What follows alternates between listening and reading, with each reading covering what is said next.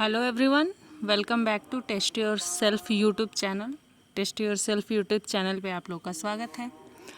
जैसा कि आप सबको पता है, हम यहाँ पे करवाते हैं BPSC, Bihar SI, Bihar SSC, SSC, banking, UP के एग्ज़ाम्स और भी जो गवर्नमेंट एग्ज़ाम्स हैं उसमें जहाँ भी करंट अफेयर, जीके, जीएस पूछे जाते हैं वो सारी चीज़ें हम यहाँ पे आप लोगों को करवाते हैं। साथ ही जॉब से जुड़े अपडेट्स भी आपको यहाँ पे, वैकेंसीज से जुड़े अपडेट भी आपको यहाँ पे मिलेंगे।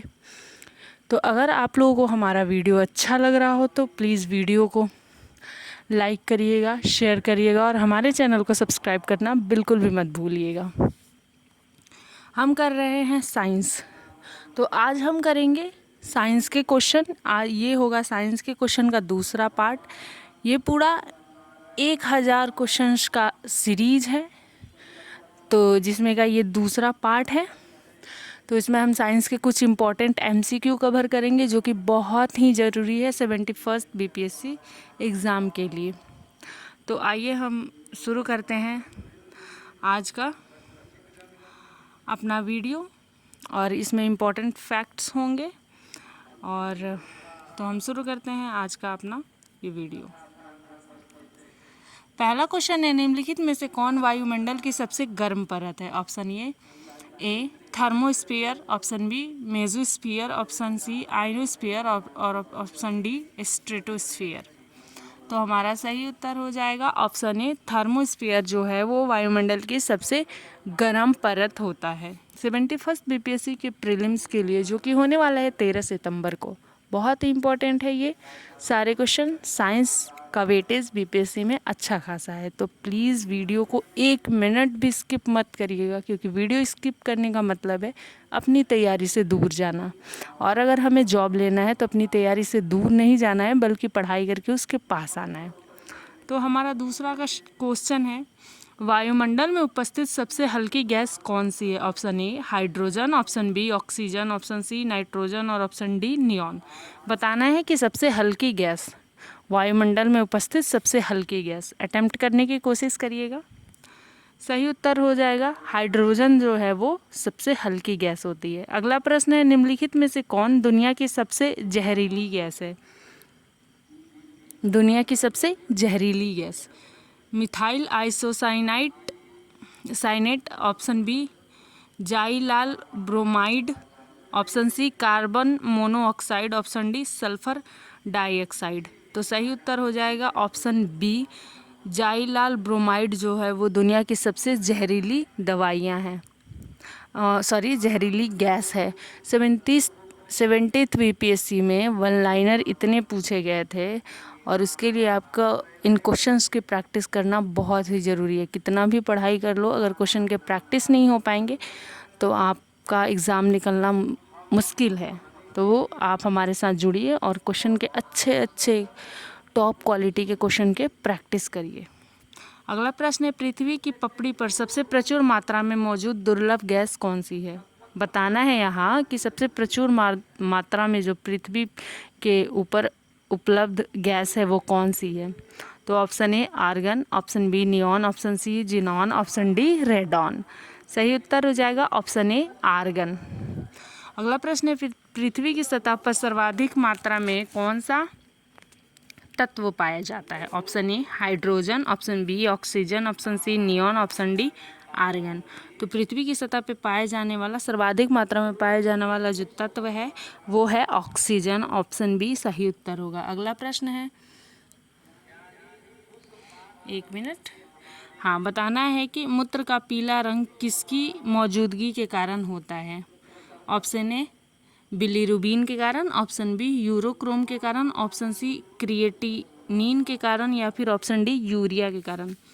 तो बताना है हमें जो पीला रंग होता है वो किसके कारण होता है? तो वो होता है ऑप्शन बी यूरोक्रोम के कारण होता है। अगला प्रश्न है, मानव शरीर में सबसे लंबी अस्थि कौन सी है? मानव शरीर की जो सबसे लंबी अस्थि पूछी गई है, बड़ी नहीं लंबी।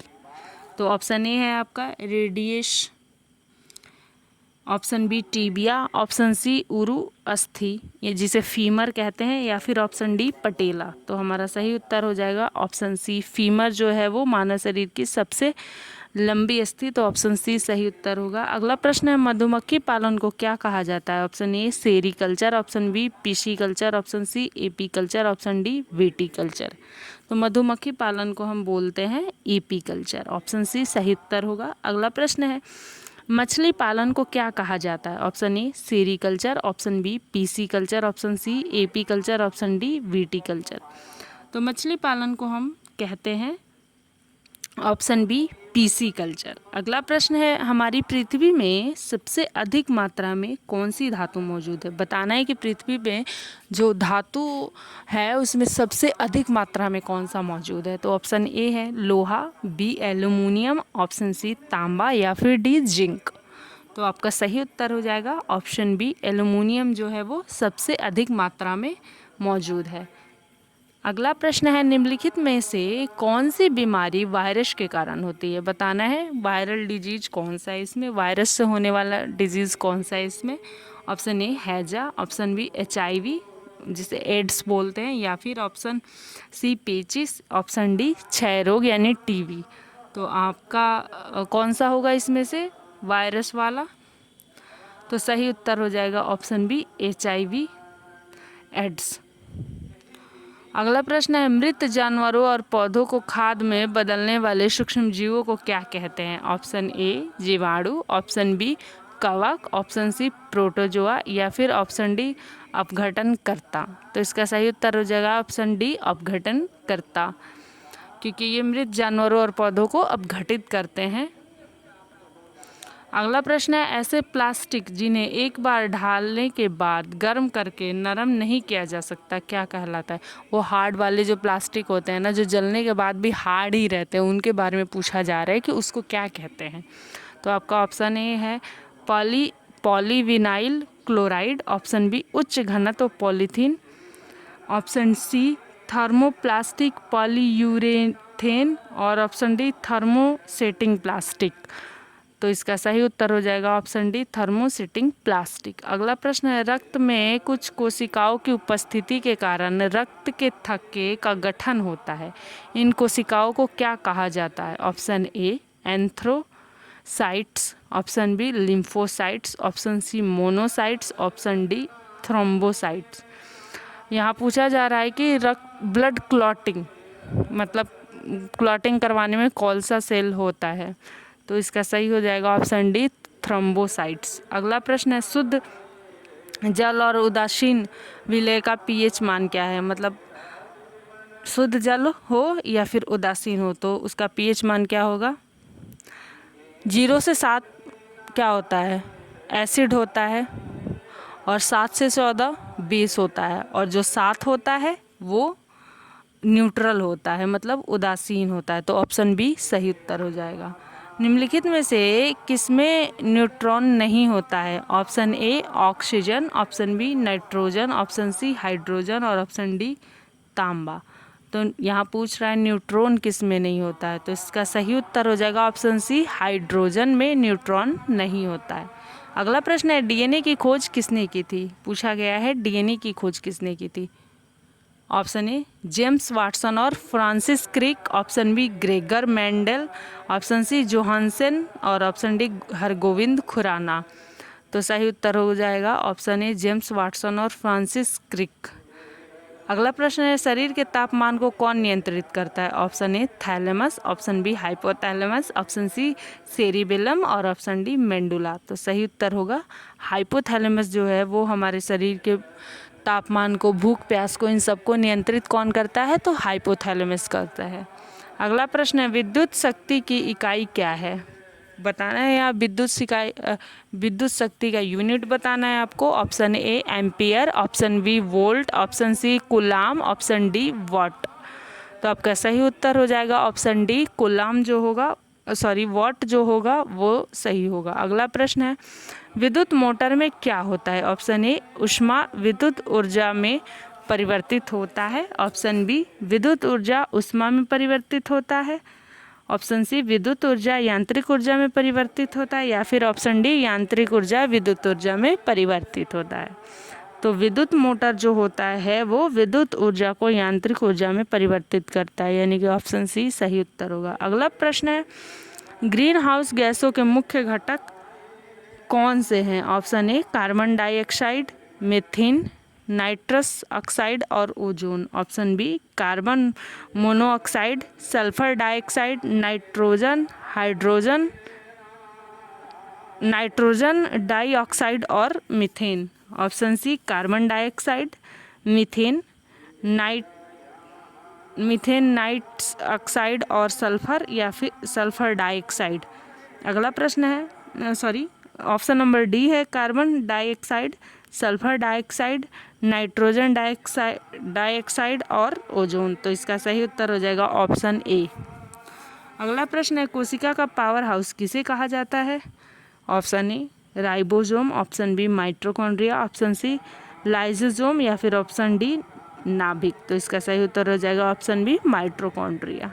अगला प्रश्न है, एड्स जो है वो किसके कारण होता है? ऑप्शन ए जीवाणु के कारण, ऑप्शन बी विषाणु के कारण, ऑप्शन सी कवक के कारण, ऑप्शन डी प्रोटोजोआ के कारण। अभी हमने पिछले ही इसी वीडियो में थोड़े देर पहले पढ़ा था कि एड्स जो है वो वायरस वाले डिजीज़ हैं, तो अब यहाँ पे हो जाएगा हमारा विषाणु, ऑप्शन बी सही उत्तर होगा। अगला प्रश्न है, आर्द्रता को मापने के लिए किस उपकरण का उपयोग किया जाता है? Option A ammeter, option B barometer, option C hygrometer, या फिर ऑप्शन डी लैक्टोमीटर। तो यहाँ हो जाएगा ऑप्शन सी हाइड्रोमीटर जो है वो आर्द्रता को मापने के लिए होता है, ऑप्शन डी लैक्टोमीटर जो होता है वो दूध की शुद्धता नापने के लिए होता है। तो ये था आज के हमारे कुछ इम्पोर्टेंट MCQ साइंस के। अगर आपको वीडियो अच्छा लगा हो तो प्लीज़ वीडियो को लाइक करिएगा, शेयर करिएगा, हमारे चैनल को सब्सक्राइब करिएगा, हमें सपोर्ट करिए।